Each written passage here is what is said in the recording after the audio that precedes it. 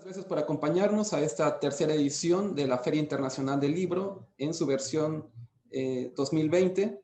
Es un honor para mí presentar en esta ocasión a dos grandes colegas, amigos, que están reunidos para presentar el libro En la cresta de la ola, debates y definiciones en torno a la historia del tiempo presente. Para ello hemos invitado a una de las coordinadoras del libro, que es Eugenia Alier Montaño, a quien le doy la más cordial bienvenida. Hola, Eugenia. Hola, Braulio. Muchísimas gracias por la invitación para presentar el libro y también, de verdad, muchísimas gracias a Miguel por haber aceptado presentarlo. Diré que Eugenia Alier Montaño es investigadora en el Instituto de Investigaciones Sociales de la UNAM y docente en el Colegio de Estudios Latinoamericanos de la Facultad de Filosofía y Letras de la misma universidad. Es miembro del Sistema Nacional de Investigadores de México y ha editado con Emilio Grenzel Las luchas por la memoria en América Latina, Historia reciente y violencia política. Ha sido también responsable de la Cátedra de Estudios del México Contemporáneo de la Universidad de Montreal, en Canadá, y de la Cátedra Norbert Lechner de la Universidad Diego Portales de Chile. Bueno, con ello entonces también presento brevemente a Miguel Ángel Cebadúa Carbonell, quien es investigador de tiempo completo en la Facultad de Humanidades de la UNICACH.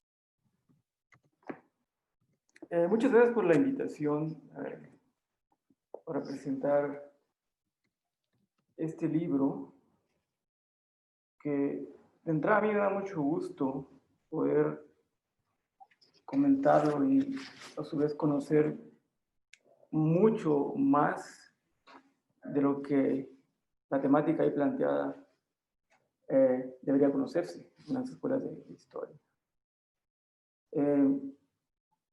El título, En la cresta de la ola, debate y definiciones en torno a la historia del tiempo presente, coordinado por Eugenia Alier Montaño, César Iván Vilchis Ortega, Camilo Vicente Ovalle, es un libro que tiene un gran aporte a esta, como se dice en el libro, temática en construcción, con grandes retos, con grandes dificultades, pero que abre un panorama y un horizonte muy importante para los estudiantes y para el público en general. El título, me parece que esa ola en un momento dado va a caer y va a aterrizar y se va a consolidar de una manera más firme y legítima en un campo específico ya está planteado en el libro como la historia del tiempo presente. Esperemos que así sea. Y este espacio, esta presentación, servirá para que, en el caso de los estudiantes que nos están viendo, de Chiapas en particular, la Escuela de Historia, conozcan un poco más de esta temática, que debo decirlo, es muy casi nula en la historia, en la enseñanza de la historia en Chiapas, por ser un campo nuevo, como se plantea ahí, pero que al ver, conocer las temáticas, posibilidades y alcances, pues está ahí. Es una área muy rica, muy placentera y sobre todo muy alentadora, tocar temas que a veces no se visibilizan. La estructura del libro, el estudiante, los públicos en general, tiene ahí un panorama, un horizonte de muchos especialistas profesionales en el área, dividida en tres grandes temas, que tienen que ver primero con debates y definiciones, temporalidad, temática y aspectos sociopolíticos, fuentes metodológicas y construcción de los campos, temáticas y balances historiográficos.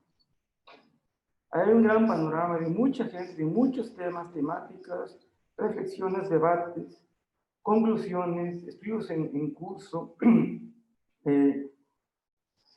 aspectos que, por ejemplo, pareciera que no han acabado con la violencia del Estado, las víctimas, las desapariciones, la violencia del Estado. Y en ese sentido, la portada me llama mucho la atención, porque pues, además es un libro, como se dice aquí, choncho, grandote, bien estructurado. La portada me llama la atención, de hecho, lo que llegué con Braulio, creo que a Braulio le llamó la atención también la portada. Y Sí, me parece, son unos carabineros golpeando a gente en la calle con las macanas. Y pues todos aquellos que nos dedicamos a estudiar un poco la violencia al Estado, tema también poco visibilizado, pero que existe, o sea, no se ha ido, y mucho menos creo que desaparecerá, tema recurrente inicial de la temática del estudio presente. Sí, es como, me llamó la atención porque en primer lugar son temas muy delicados, que repito, a veces no se visibilizan en las escuelas, y ver golpear a un carabinero con la macana a la gente, pues a mí automáticamente me trajo el recuerdo, pese a que no lo viví, el 68, que también es un tema, o los varios 68, como dicen ahí, recurrente en el tema. Entonces, yo me acuerdo que cuando platicé con Braulio, a él le llamó mucha atención el tema, de la portada, ¿no? Y ya no lo platicamos más, pero me pareció que era como que, sí, y son de esos temas como, sí, poco como álgidos, delicados, vaya, delicados cuando se trata ese tema de la violencia política. Y pues el tema originario, como se plantea ahí, es el uso de la fuerza o la violencia contra hombres y mujeres. Y quizá, y ahí podría ser la primera pregunta con una de las autoras, el origen de esa portada, si está exprofeso colocada ahí para conocer de entrada que el origen de la violencia, de la guerra y el totalitarismo del siglo XX, fue, como se dice, el inicio de la temática planteada, o tiene otra connotación la portada, ¿no? Sí, al respecto, cuando recordaba los varios 68 y el estudio del presente en curso, me topé con una nota que quizá ayude un poco también a colocar ahí ciertos temas de los retos que emplea esta temática. Es que, por ejemplo, en marzo del 2019, el gobierno de México decidió sacar a luz los archivos de sus servicios de inteligencia. Y se anunció en ese momento que sacaría a la luz los documentos reservados de sus servicios de inteligencia al trabajo de la policía política, como lo definió el presidente, que abarcan desde los archivos de la Dirección Federal de Seguridad, el brazo del espionaje político del PRI, desclasificados ya parcialmente, hasta su organismo heredero después de 1985, el Centro de Investigación sobre Seguridad Nacional. Bueno, el hecho de que aparezca esa noticia como que también plantea ciertos retos a la temática. Ahí también me gustaría escuchar un poco la opinión de Eugenia sobre, primero, ¿por qué hasta ahora salen los archivos y eso qué ha representado para la temática, para los esfuerzos de la investigación, debido a que no estaban abiertos y ahora se van a abrir? ¿Eso qué representó desde el punto de vista de la búsqueda de los datos y documentos previos a esta apertura? Bueno, hay de todas las temáticas que ahí se abordan, que son varias, muy estimulantes, hay dos citas que es para mí muy importantes, que es como el eje central. Una tiene que ver con el propósito del libro, con el objetivo, que el libro se dedica justamente a presentarlo y a explicarlo, es la pregunta: ¿cómo estudiar el presente cuando aún lo estamos viviendo, cuando somos sus actores y partícipes? Pues justamente el libro, la gran aportación del libro es darle a entender a la gente ese motivo del libro, esa respuesta que está ahí planteada en la pregunta. Y a lo largo de toda la exposición el esfuerzo que dedican los autores es justamente tratar de responder esa pregunta, muy importante para mí. La otra pregunta es la que la autora cita en la página 72, que dice: el reino de la historia, el pasado, ha dejado de ser el único eje de la historización.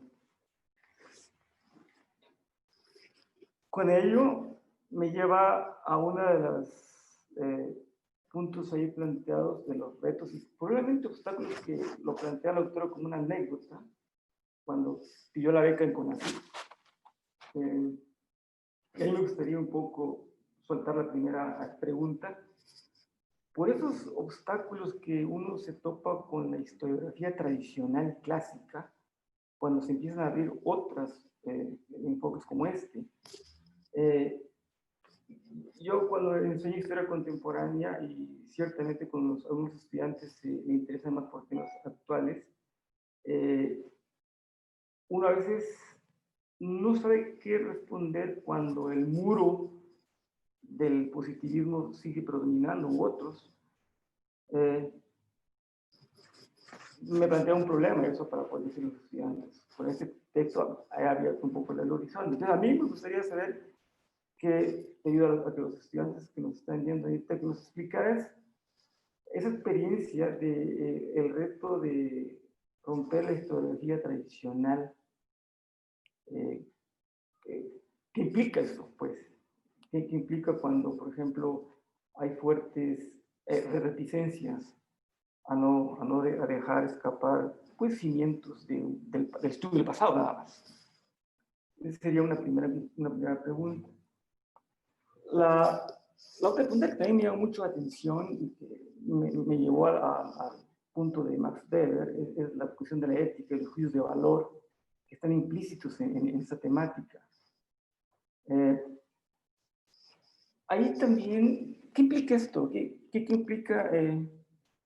Porque se va a entender que en los estudios tradicionales la toma de postura parece ser ajeno o distante.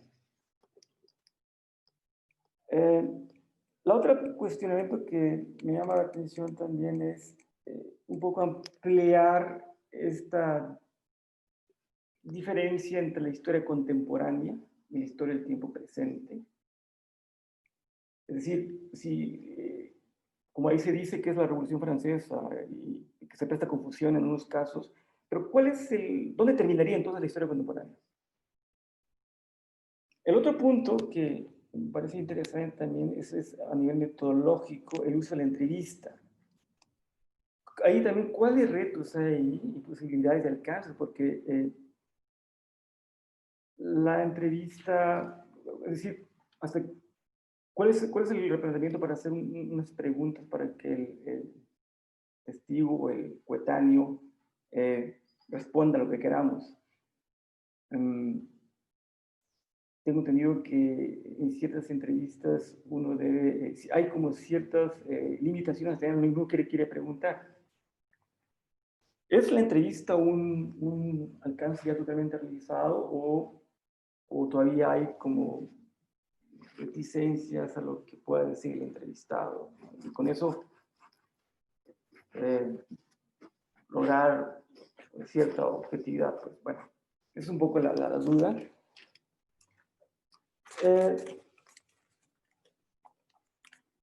El otro asunto que me llamó también la atención es el asunto del periodismo de investigación,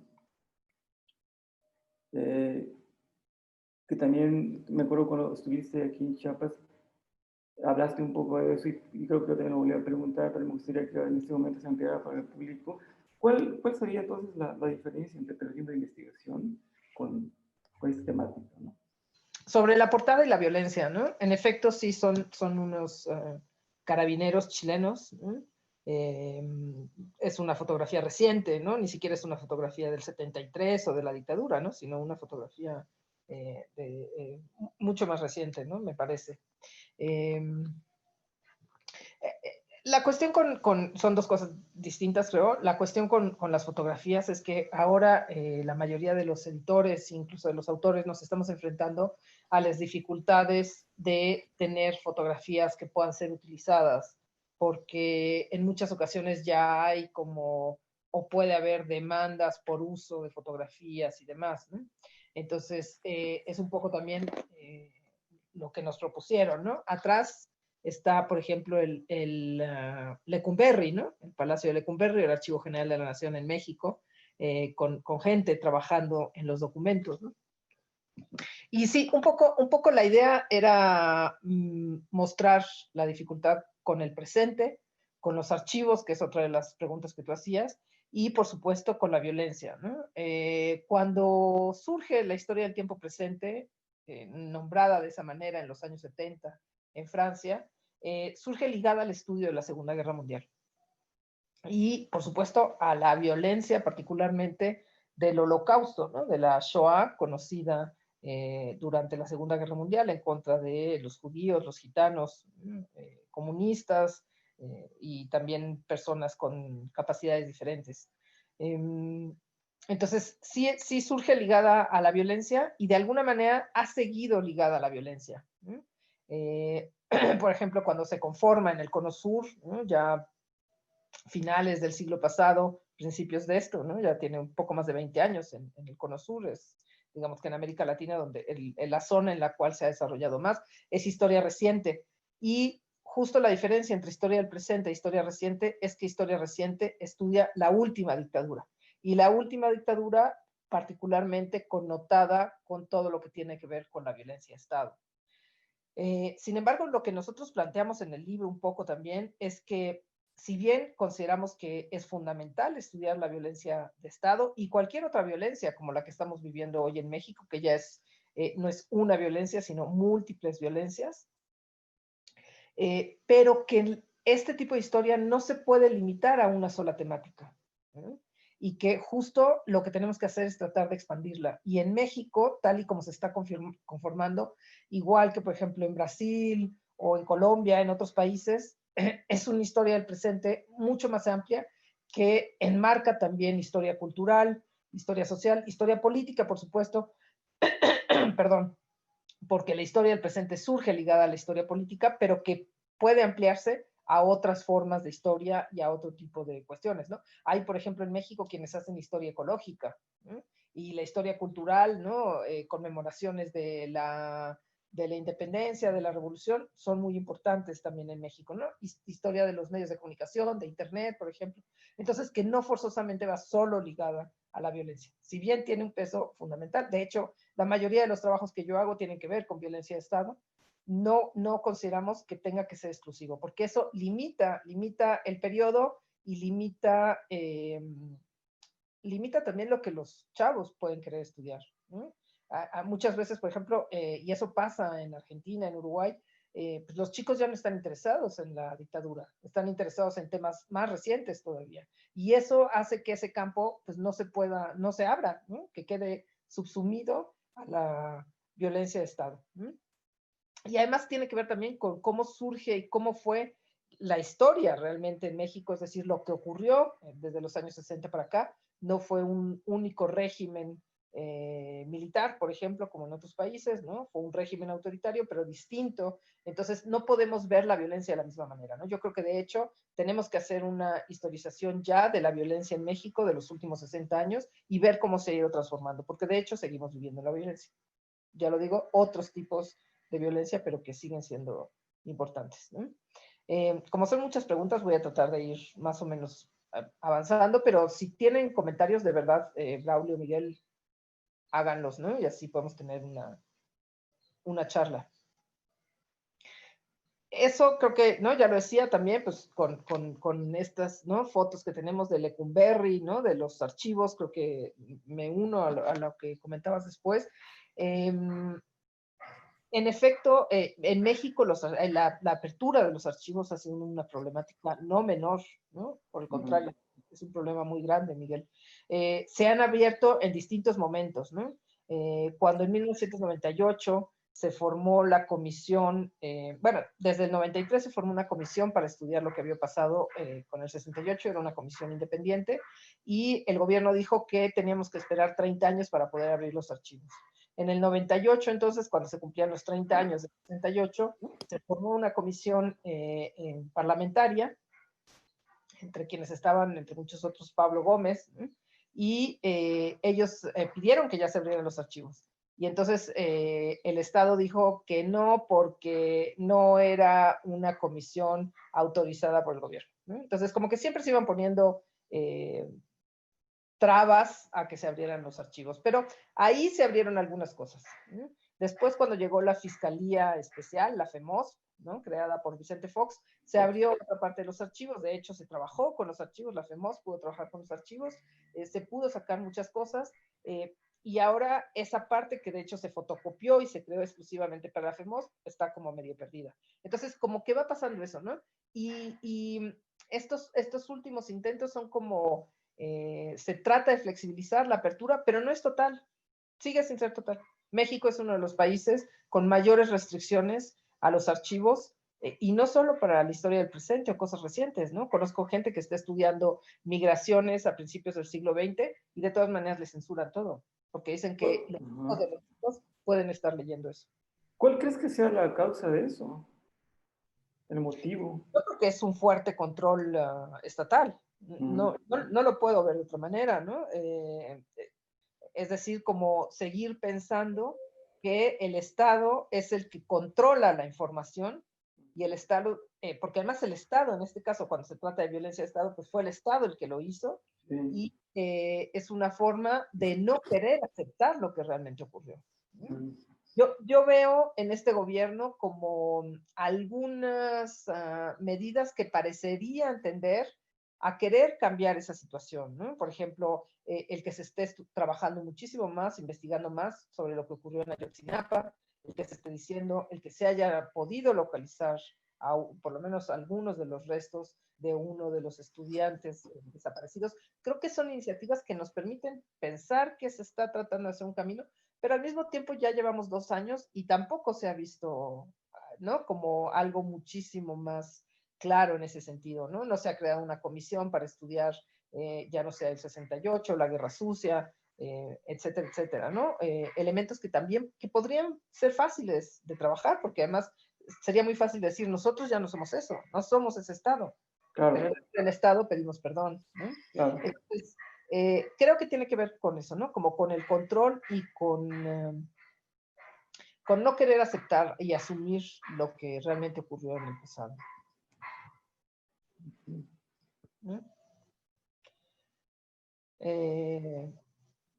Entonces, te digo, incluso esta apertura de los archivos sigue siendo controlada.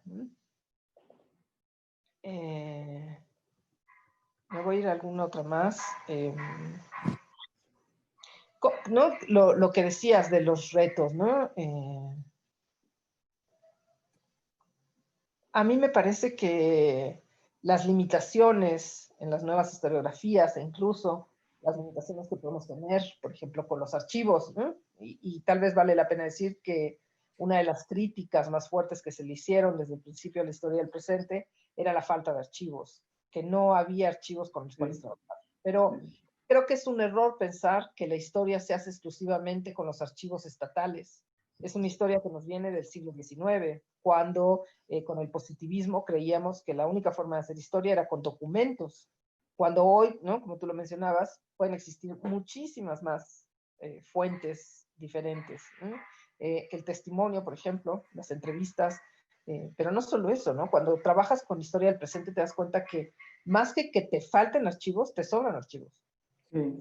Te sobran fuentes. Sí, puedes trabajar con periódicos, puedes trabajar con fotografías, puedes trabajar con videos, puedes trabajar con televisión, por ejemplo, ¿no? Sí. En realidad, al contrario, ¿no? Tienes que ceñirte mucho más a qué es lo que quieres trabajar y con qué fuentes, porque si no te puedes perder. O sea, yo hacía, por ejemplo, para el último libro que estoy publicando ahora sobre el 68, hacía búsquedas en internet, ¿no? hace 4 años, cuando ponía 2 de octubre de 1968 México en Internet, me aparecían, creo que 50,000 entradas. Lo volví a hacer este año para actualizar las cifras y eran 200,000. ¿Quién puede? O sea, más allá de lo que digan o no digan y de que sean o no sean, ¿no? ¿Quién tiene la capacidad para estudiar 200,000 entradas? Nadie, ¿no? Entonces, en realidad tenemos mucha información, muchísima. Más bien el problema es ese, que como no ha pasado el tiempo, tenemos muchísimas cosas con las cuales estudiar. Entonces, creo que hay límites, por supuesto, hay limitantes a esta forma de hacer historia, pero creo que los retos son muchísimos y más bien al contrario, son súper emocionantes, justamente porque casi siempre indagas en cosas que no se han trabajado. O sea, pensemos, no sé, en la revolución. ¿Cuántos libros sobre la revolución existen? ¿Cuántas tesis? Por supuesto, siempre puedes ver el pasado desde otro lugar, con otra mirada, con otras fuentes, pero cuando estás haciendo historia del presente, entras en terrenos que casi nadie ha trabajado, que son novedosos, ¿no? Por lo menos historiográficamente. Como tú dices, sí, y es un hecho. La mayoría de las veces quienes comienzan trabajando ciertos temas, por ejemplo, los de violencia, corrupción, etcétera, etcétera, son los periodistas. Y nos ayudan muchísimo porque hacen un gran trabajo. Y nos ayudan no solo a nosotros, también les ayudan a los sociólogos y a los politólogos, porque de hecho son ellos los que comienzan a trabajar sobre las mafias, sobre la delincuencia, sobre la violencia de Estado. Si ahorita vemos, por ejemplo, sobre Ayotzinapa, ¿no? Que puede ser como, digamos, uno de los temas centrales de debate en México, ¿no? Y de violencia, existen fácil, por lo menos, que yo conozca, unos 20 libros. Y probablemente 18 de ellos son de periodistas. Yo creo que hay que diferenciar entre el presente y la inmediatez. En general, el periodismo trabaja el presente, pero sobre todo la inmediatez, o sea, lo que acaba de ocurrir. Si no fue en 2016, en 2017 ya teníamos libros de periodistas. En cambio, los de historiadores van a empezar a salir en unos años, ¿no? Porque además es un trabajo, tú lo sabes súper bien, Miguel, ¿no? Y seguramente los chavos y las chavas que nos están escuchando también lo saben, ¿no? Hacer una investigación de historia lleva tiempo. Y creo que esa es la diferencia con el periodismo también. La exhaustividad en la búsqueda de fuentes y la profundidad con la que lees esas fuentes, ¿no? Creo que son métodos similares, pero distintos, ¿no? Sobre todo por eso, por la exhaustividad y la profundidad con la que el historiador trabaja. Entonces, hacer una investigación en historia te lleva 1 año, 2 años, por lo menos, en lo que mandas a dictaminar, en lo que te dicen que sí, en lo que la editorial se pone a trabajar, son 3 años, por lo menos, 3 o 4, ¿no? Entonces, aunque trabajáramos los mismos temas y con la misma rapidez, no saldrían tan rápidos nuestros libros, ¿no? Pero sí, además, el historiador sí pone un poco de distancia y empieza a ver qué está pasando, por ejemplo, con Ayotzinapa, cómo lo podemos estudiar. Todavía nos faltan muchos elementos, ¿no? Podemos empezar a tener como pistas, pero nos faltan muchos elementos. Podemos hacer entrevistas, por supuesto, ¿no? Yo creo que es un punto fundamental, pero sí, o sea, están entonces estos retos de temas novedosos e interesantes, de imaginar también metodologías nuevas, y como tú dices, ¿no? Con las entrevistas, por supuesto, ya tienen un largo tramo recorrido, ¿no? La historia oral, más de años, ¿no? De debates en los que efectivamente se le ha cuestionado por la subjetividad que puede tener, ¿no? Porque el historiador crea la fuente. No es que vayas y la encuentres. Es que, ¿no? Yo decido entrevistarte a ti, Miguel, y entonces te hago las preguntas. Entonces, estoy guiando lo que tú me vas a decir. Pero creo que eso también depende mucho de la propia metodología del historiador, del propio trabajo que hace sobre sí mismo. Y yo lo veo, por ejemplo, con mis alumnos, ¿no? Cuando de pronto llegan y preguntan, háblame de la trágica noche del 2 de octubre. No, pues, ¿qué te voy a decir? Que fue trágica, ¿verdad? Ya no te puedo decir otra cosa. Entonces, en ese tipo de preguntas, por supuesto que estamos empujando al actor, al testigo, a que nos hable de eso. Cuando la pregunta tendría que ser, háblame de la noche del 2 de octubre. ¿no? Sin calificativos, sin estar dando ya la respuesta misma en nuestras preguntas, que es muchas veces lo que sí ocurre cuando se vuelve entonces una historia subjetiva. Eso tiene que ver con el juicio de valor, ¿no? Con la posición que, incluso el hacer la pregunta sin adjetivos, tiene que ver con... Así es, así es. Mira, yo Miguel, no sé tú qué piensas, ¿no? Me gustaría, por supuesto, escucharte, ¿no? Yo creo que todos como historiadores siempre somos sujetos políticos, sociales y subjetivos. Sí. Es decir, tenemos una posición como hombres, como mujeres, por nuestra clase social, por nuestra raza, por la ciudad en la que vivimos, por muchísimas cosas. Todo eso nos hace tener una perspectiva sobre la vida. Pensar que llegamos a estudiar un objeto de estudio de manera imparcial completamente. ¿A poco los norteamericanos escriben de la misma manera la historia de la separación de Texas de México que nosotros? Claro. ¿O a poco los españoles escriben de la misma manera la conquista o la independencia? Es imposible. ¿A poco hombres y mujeres podemos ver la cacería de brujas de la Inquisición de la misma manera? Yo creo que siempre tenemos, incluso para los temas más lejanos, tenemos una posición. La cuestión es, creo, ¿qué hacemos con esa posición y cómo la manejamos? ¿La aceptamos, la asumimos o hacemos como que no existe? Yo creo que es más pensar que no existe, porque entonces la llevamos con nosotros. Cuando sí la aceptamos, podemos tratar de ponernos con distancia, ¿no? O sea, yo creo que la objetividad siempre tiene que ser como nuestro objetivo. Y justamente muchos de esos temas son los que discutimos en el libro. ¿Cuáles son las temáticas? ¿No? Ampliamos las temáticas a emociones, al cuerpo, discutimos cuestiones de metodología, de historia oral, por ejemplo, cómo se entrevista. Hay un texto maravilloso de Elisa de los Ríos sobre cómo se entrevista a los perpetradores, cómo trabajas con los perpetradores de la violencia de Estado.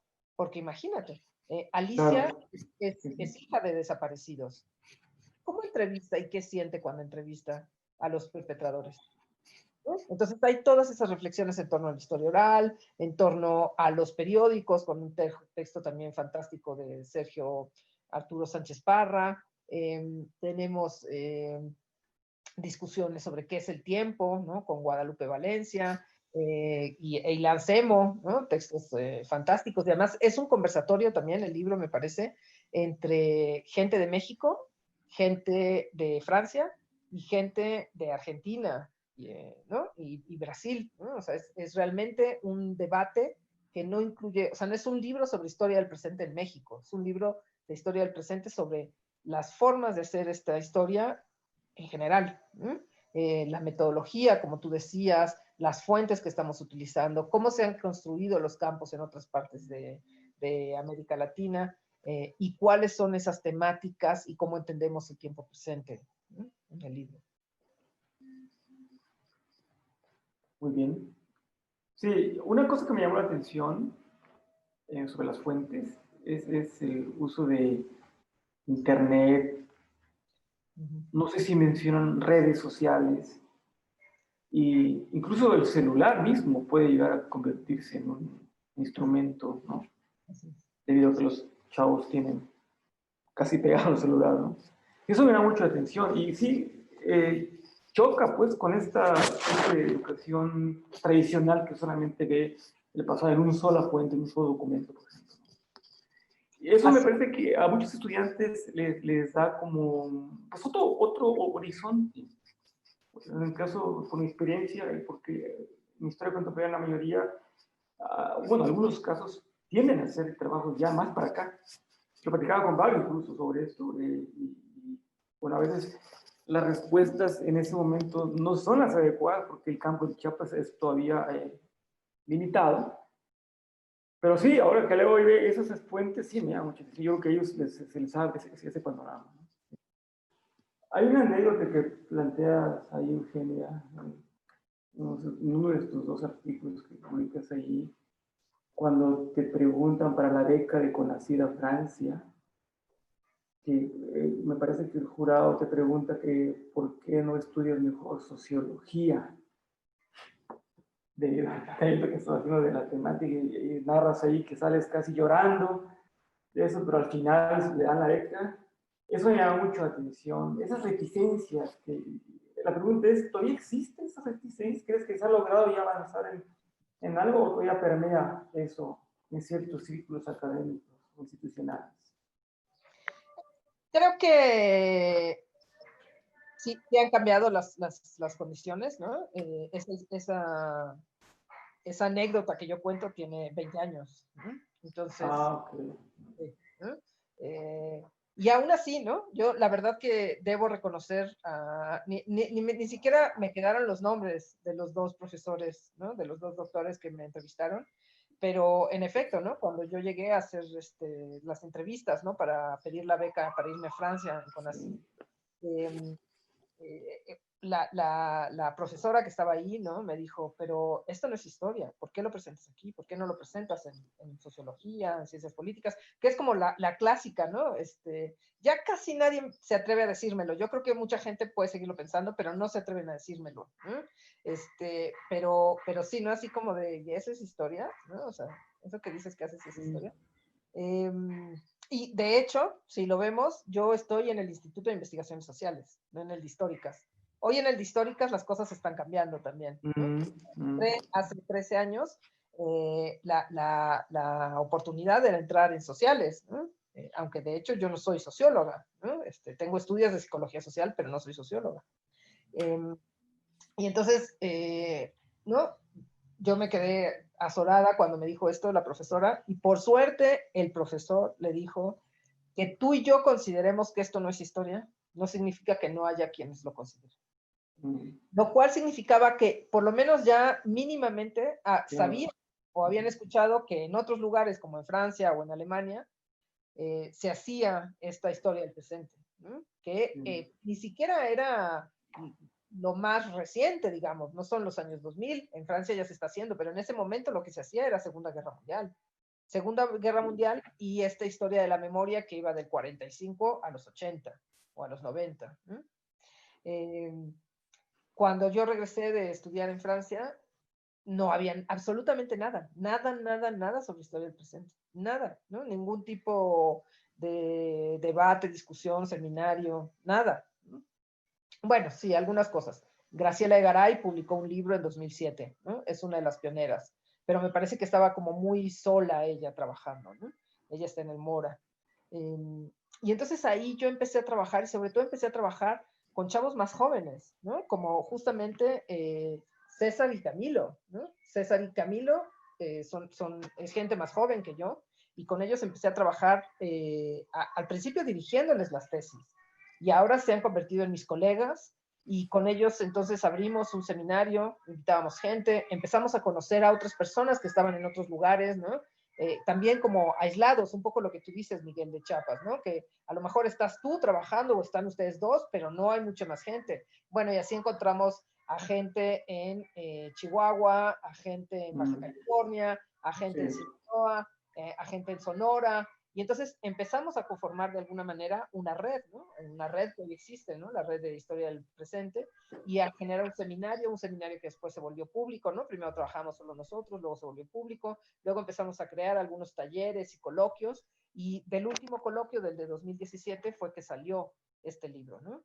Ya pensando justamente en eso, ¿no? Que se necesitaba como un instrumento teórico-metodológico que permitiera, sobre todo a los más jóvenes, que son los más interesados, como en encontrar herramientas para poder materializar esta historia, ¿no? Y como tú dices, ¿no? Los chavos además, pues obviamente que nos superganan con la tecnología, ¿no? En internet, en redes sociales.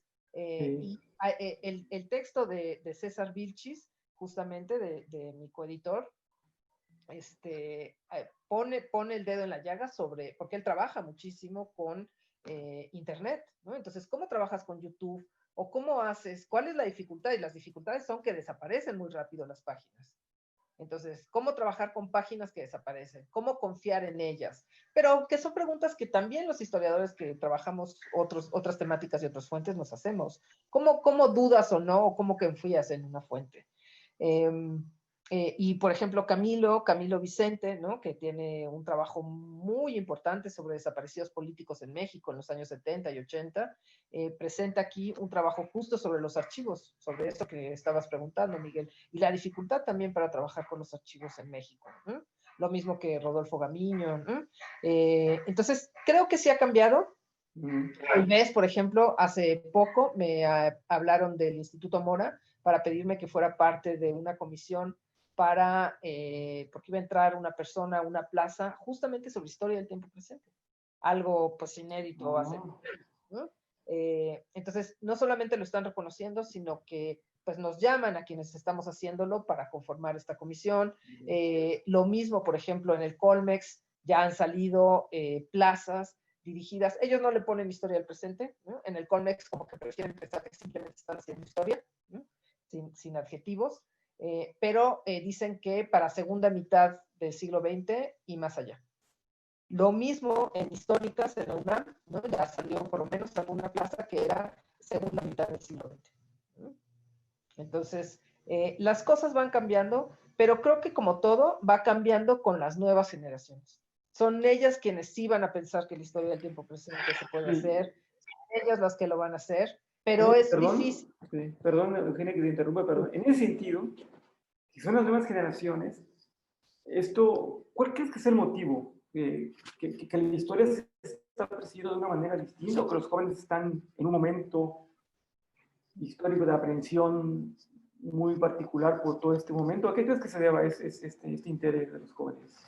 Yo creo que los jóvenes son siempre los que innovan, ¿no? Los que van innovando en todo, ¿no? En las ciencias sociales, en las ciencias, en el periodismo, en la cultura, en el cine, en la televisión, en todo, ¿no? Porque, no sé, porque supongo que eso sí tiene que ver con cuestiones neurológicas, de que conforme vamos avanzando en la edad, como que nuestro cerebro se va, pues en parte, endureciendo, por no decir atrofiando, ¿no?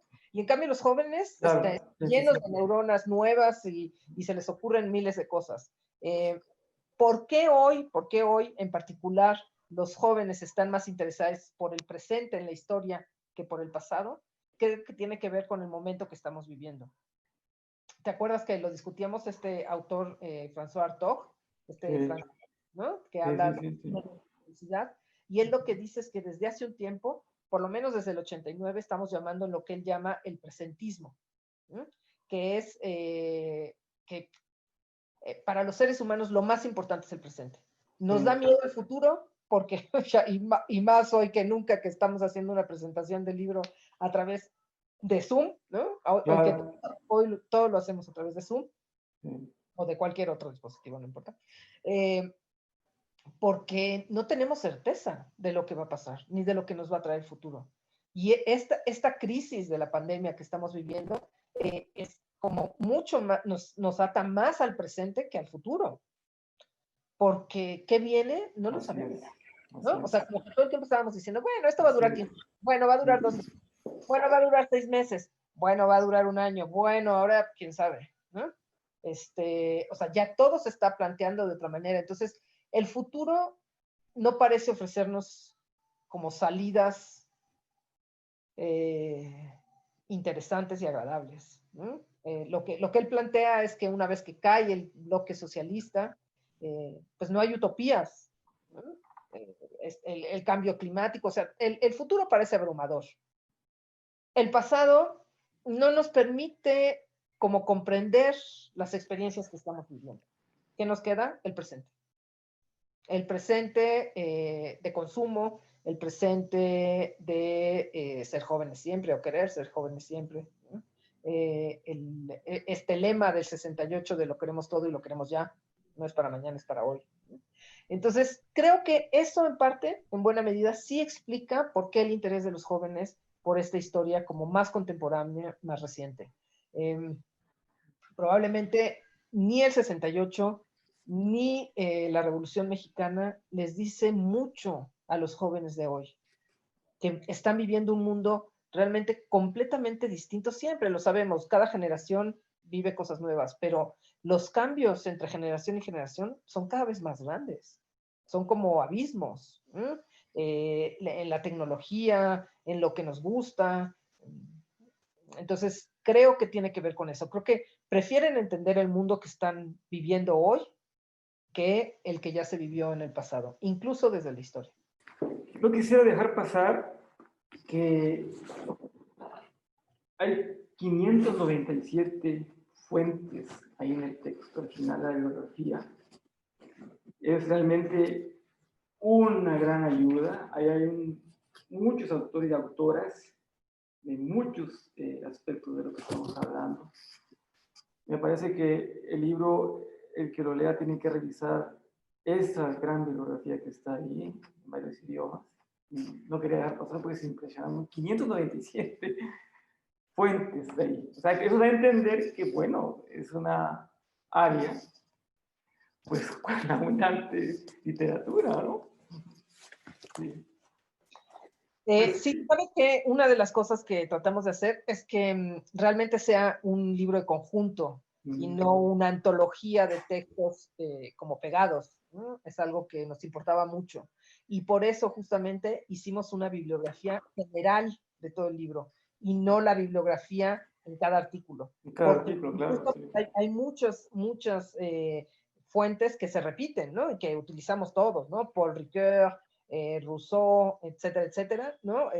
Aróstegui. Y entonces, claro, pues ponerla toda al final y que de esa manera el interesado, el que realmente quiere ver lo que hay de producción sobre historia del tiempo presente, se puede ir a esas 500 y tantas referencias y ver ahí, ¿no? Lo que hay y que sea un trabajo de conjunto, ¿no? Yo la verdad agradezco muchísimo a César y a Camilo y a todos los autores porque fue un trabajo arduo, ¿no? Estuvimos leyéndolos, comentándolos, corrigiéndolos, ellos aceptaron hacer cambios y fue un proceso de más de 3 años. Entonces, realmente, pues se los agradecemos muchísimo. Bueno, pues yo no solamente quiero felicitar a los autores, en particular a Eugenia, que está aquí con nosotros, y pues desearles a los estudiantes, sobre todo, que lean el libro, que consulten esa temática, que seguramente les va a ayudar a tener un panorama distinto a lo que era ese reino del pasado, como se dice ahí. Ahora es el reino del tiempo. Sí, exacto. Pasado y presente. Por acompañarnos en esta transmisión. Agradezco ampliamente haber aceptado la invitación a la doctora Eugenia Alier Montaño. Muchas gracias, doctora, por estar aquí con nosotros en esta presentación. Muchas gracias, Pablo, por la invitación, por el espacio y, como siempre, por la bienvenida calurosa, por todo. Muchísimas gracias a ti y a Miguel por la presentación. Gracias al maestro Miguel Ángel Carbone por los comentarios realizados. Y bueno, es un gusto haber estado con ustedes.